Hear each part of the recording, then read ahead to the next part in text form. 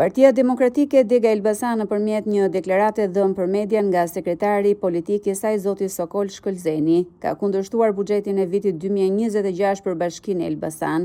Sipas zotit Shkëlzeni, buxheti kaloi vetëm me votat e mazhorancës, pa dialog institucional, duke mos garantuar zhvillim dhe nuk adreson nevojat e komunitetit.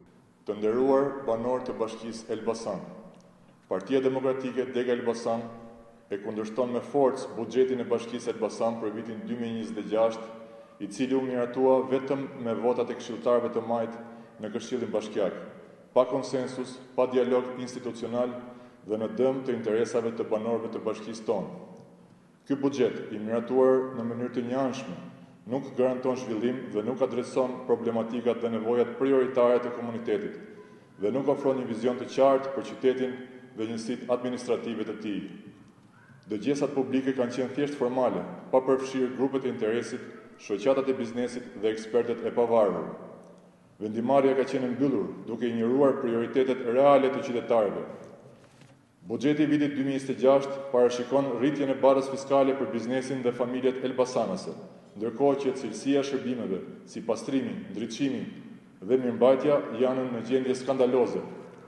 Investimet në infrastrukturë janë të fragmentuara dhe pa një plan afatgjatë, duke u përqendruar në riparime emergjente dhe jo në projekte strategjike. Zonat rurale mbeten të nënfinancuara, duke thelluar hendekun e zhvillimit ndërmjet qytetit dhe njësive administrative. Mjedisi dhe arsimi zënë në buxhet një përqindje të vogël dhe të pamjaftueshme në raport me atë që do duhej të ishte.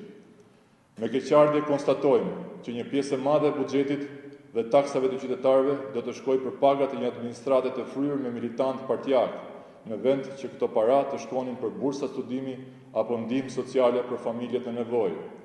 Rritja shpenzimeve për administratën rëndon financat vendore dhe nuk përkthehet në shërbime më të mira dhe mbështetje për qytetarët.